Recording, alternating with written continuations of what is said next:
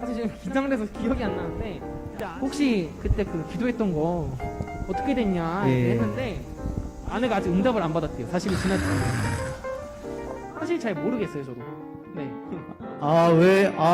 하나님 예군요.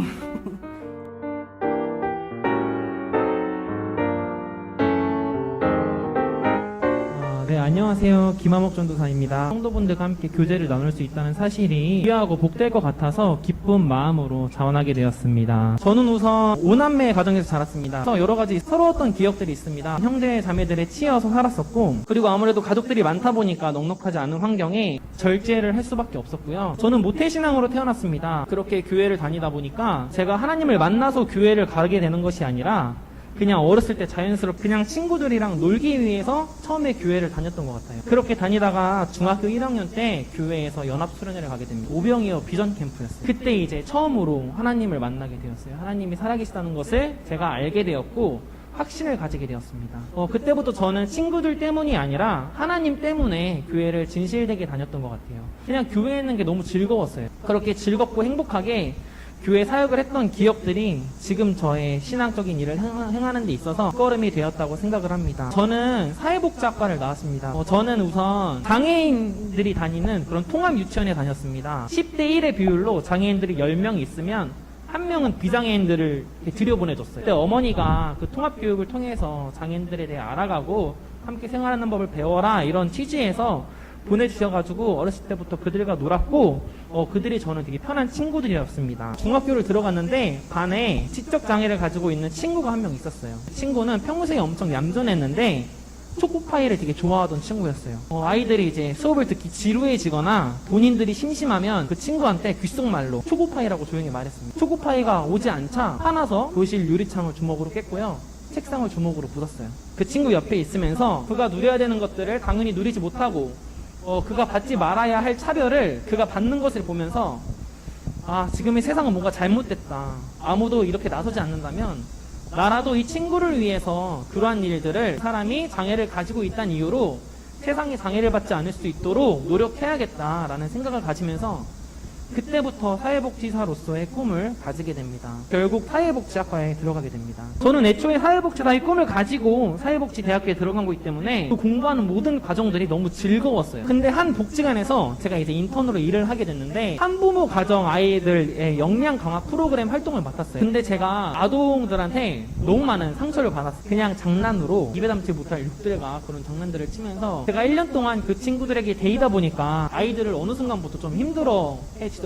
힘들고 어려운 존재들이었습니다. 그냥 자연스럽게 삶을 살아가면서 기도를 하고 있는데 갑자기 하나님께서 교회에 나가서 목회자의 길을 걷기를 바라시는 마음을 저에게 정말 갑자기 예고 없이 주셨습니다. 근데 그럼에도 불구하고 제가 교회에서 봤던 목사님들은 전부 너무나 훌륭하신 분들이었고 그런 목사의 길을 주님께서 저에게 보여주실 때 나는 저분들처럼 살아갈 자신이 없다 이런 생각들을 가지면서 5년 정도 주님과 씨름을 했습니다. 성도분들이 저를 보고 마음이 어려워져서 교회를 떠나게 될까봐 그게 가장 저에게 큰 두려움이었어요. 그러던 중에 아내를 만나게 됩니다. 갑자기 저한테 혹시 신학 준비하세요? 이렇게 물어보더라고요. 그때 아내한테 솔직하게 말했습니다. 하나님께서 계속 이런 음성을 주시는데 계속 씨름 중이라. 그때 이제 아내가 저한테 말을 해주더라고요. 나는 아빠가 목사님이기 때문에 자녀로서 겪는 상처들이 있다. 내 자녀를 나처럼 같은 상처를 이렇게 내면서 키우고 싶진 않다 이렇게 말을 했었습니다. 그렇지만 신학의 길을 가겠다고 한다면 지지할 수 있다 이렇게 말을 해줬습니다. 그때부터 이제 마음을 먹게 되었습니다. 돌이켜 생각해보면 하나님의 계획 안에 이루어진 섭리였던 것 같습니다. 저희들의 처음 계획은 아내가 직장을 들어가서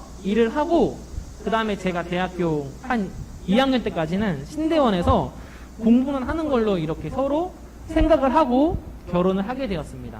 근데 결혼하자마자 한 2개월 안쪽으로 아이가 생겼어요. 당장 누군가는 일을 해야 하는 거예요. 1학년도 전도사를 할 수 있다고 하더라고요. 어떻게 구해야 하지? 이런 고민들을 하면서 기도를 하고 있었습니다. 그때 마침 그때 담임 목사님께서 저희 학교에 오셔가지고 강의를 하시면서 시골 목회에 대한 비전을 얘기하시고 교회에서 어떤 사역을 하는지 얘기하시고 도와줄 사람을 구하시고 계시더라고요. 갑자기 이제 저에게 좋은 자리가 하나 있다고 혹시 한번 가보지 않겠느냐라고 제안을 해 주시더라고요. 송악교회라고 하는 거예요. 목사님한테 연락을 드렸습니다. 빨리 사역을 해야 되는 상황도 있었고 너무 좋아가지고 하겠다고 했습니다. 근데 그때 중고 청소년부를 맡고 계신 홍찬숙 부장보사님께서 이런 얘기를 하시더라고요. 1년 반 동안 아이들과 전도사님 없이 예배를 드렸다. 그럼 어떻게 예배를 드리신 거예요? 라고 물어봤는데 권사님 혼자서 이제 아이들을 데리고 예배를 드리셨다고 하더라고요. 그리고 그 말을 하고 있는 권사님의 눈을 봤을 때 목사님이 통합교회 성도분들은 너무 귀하다라고 말했던 게 저한테 가슴속에 와닿았습니다. 그래서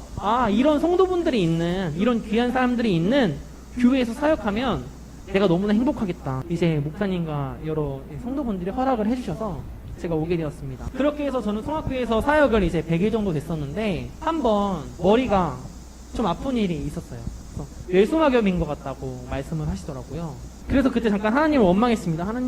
하나님께서 시키신 대로 사역을 잘하고 있다고 생각했는데 왜 저에게 이런 큰 시련을 주시나요? 진짜 이제까지 느꼈던 고통이랑은 너무나 다릅니다. 너무 아픕니다. 만약에 2주 늦었으면 죽었을 거라고. 누워서 항바이러스제를 계속 맞고 있으면 완치할 수 있다. 이렇게 말씀을 해주셨습니다.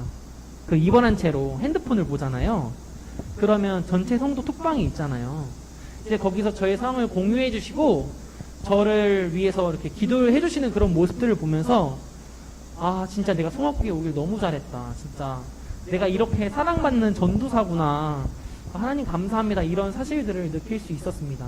그러다가 이제 1차 결과가 나왔는데 1차 결과는 걱정 안 해도 될 것 같다. 신경 안 써도 될 것 같아요. 이렇게 말씀을 해주시더라고요. 그러한 시간들을 통해서 다시 한번 저의 삶을 돌아보면서 그래도 하나님 앞에 거하는 이 삶이 그리고 성악교회 전도사로서 성악교회 여러분들과 함께 누리는 이 순간이 얼마나 귀한지 요즘 하루하루 매번 느끼고 있는 삶을 살아가고 있는 중입니다. 가만히 보니까 중요한 포인트에 항상 사모님이 계시네. 대학교 때 이제 처음으로 아내를 만났어요. 아내랑 7년 친구로 지내다가 연애를 한 경우인데요. 근데 저는 사실 그때부터 아내에 대한 호감이 있었어요. 졸업하고서도 보니까 괜찮은 사람이구나 라고 느끼면서 이제 그때부터 제가 좀 이렇게 저의 의사표현을 했었습니다. 근데 아내가 말이 없더라고요. 사실 지금 기도를 하고 있다. 그러니까 아내는 제가 고백하기 전에 배우자 기도를 하고 있었던 거죠. 가족들이 같이 새벽 기도를 하고 있었던 상황이었대요. 아내가 이제 100일 때 응답 받았다. 이제 만나자 이래서 정작 만나보니까 아내라는 사람은 저의 생각보다 더 좋은 사람이었고 그 100일의 기도 시간이 진짜 조금도 헛되지 않았고 너무나 귀중했던 시간임을 제가 알게 되었습니다. 항상 저를 이렇게 바로잡을 수 있도록 연애 때부터 이렇게 세워줬던 것 같아요. 제가 기도를 했어요. 하나님, 제가 사모가 되기 위해서 목회자를 만나진 않겠지만 내가 만나고자 하는 사람이 목회를 하겠다고 하면은 열심히 도와주겠다 라고 했는데 딱 그때 마침 전도사님께서 목회에 대한 생각이 있다고 하시길래 하나님 예군요. 사실 부모님께서 엄청 거창하게 큰 뜻이 있었던 건 아니었던 것 같고 그냥 주변에서 이런 학교가 있다라는 이야기를 들어서 저를 보내신 것 같은데 그들과 격없이 지내고 또 그 사람들에 대한 생각의 문이 많이 열렸던 것 같아요. 저는 한 교회에서 계속 지냈었어요. 그 교회는 일산에 있는 일산 동안교회라고 하는데요. 1년에 해마다 이제 해외 선교팀을 파견했어요. 어떤 일이 있는 건지 모르겠지만 제가 거의 해마다 뽑혔어가지고 어린 시절부터 뭐 말레이시아, 뭐 인도네시아, 그리고 발리 되게 여러 번 갔었고 몽골도 갔었고 뭐 필리핀도 갔었고 해외 선교랑 해외 봉사를 되게 살아가면서 많이 갔었더라고요. 그러면서 그곳에 있는 처한 상황들을 보면서 엄청 많이 배우고 깨달았습니다. 물론 누군가는 거리가 멀어서 부담일 수도 있을 거라고 말할 수도 있고 또 누군가는 작은 시골 교회여서 뭐 부담을 느낄 수도 있다고 생각할 수 있지만 제가 여기에 와서 느낀 거는 저는 통합교회가 절대로 작은 교회라고 생각하지 않습니다. 성도분들이랑 얘기하다 보면 그 성도분들 때문에 통합교회가 저에게는 너무나 큰 교회처럼 느껴지고요. 저는 통합교회에서 사역하는 게 너무 좋고 너무 행복해요. 저는 크게 몇 가지 꿈이 있는데 두 가지로 정리하자면 하나는 이제 뭐 여러 가지 이유로 이제 고아원에 보내져가지고 고아원에서 지내는 아이들 그들과 그리고 또 고등학생 여성 고등학생이나 아니면 여성 성인들 중에서 원치 않게 임신을 해서 두려운 감정을 느낄 수도 있고 벼랑 끝에 내몰렸다고 생각하는 사람들 그들에게 나는 사랑받을 자격이 없는 사람이야 이렇게 생각할 수 있는 사람들에게 하나님께서는 너를 무한히 사랑하고 계셔. 그런 걱정 진짜 1도 안 해도 돼. 이런 메시지를 전달할 수 있는 그런 시설들, 그런 그들의 보금자리를 만들어주는 게 저의 오랜 목회 비전입니다. 이제 가장 좋아하시는 찬송을 부르는 시간을 가지려고 하는데 사모님과 함께 청하도록 하겠습니다. 낭만하고 넘어져 일어날 힘 전혀 없을 때에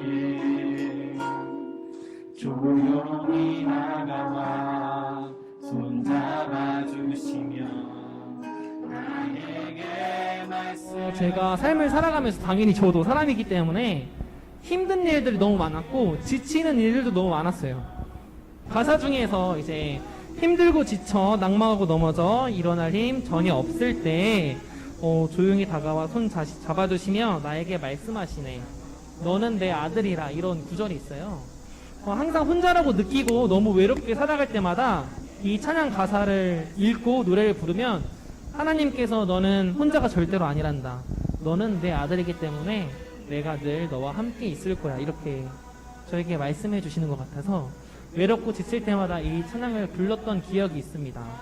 그래서 그런지 이 찬양을 부르면 항상 담대함이 생기고 용기가 생기고 두려움이 사라지는 경험을 했었기 때문에 현재 저에게 이 찬양이 아주 뜻깊다고 말할 수 있어서 이 찬양을 여러분들과 함께 나누고 싶었습니다.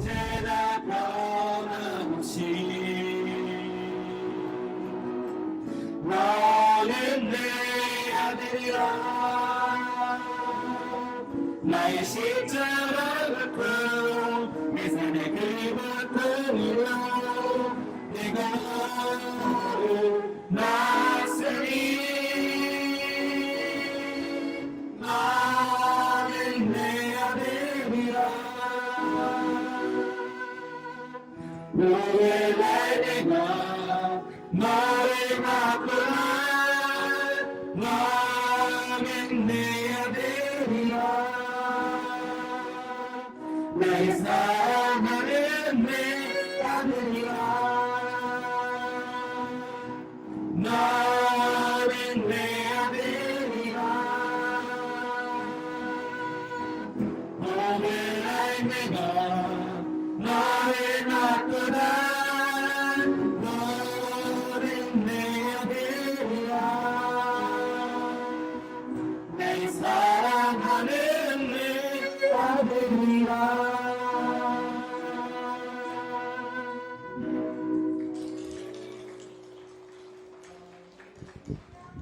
하나님께서 정말 소중한 전도사님을 예비해서 보내주신 줄로 믿습니다. 그동안 여러분들 기도하셨지만 계속 우리 전도사님 응원 많이 해주시고 또 격려 많이 해주시고 또 사랑과 존경을 많이 받을 수 있도록 해주시고 우리 전도사님은 그 사랑 받은 사랑 아낌없이 어린이들과 중고청 젊은이들에게 나눌 수 있는 아주 귀한 사역이 될 수 있기를 바랍니다.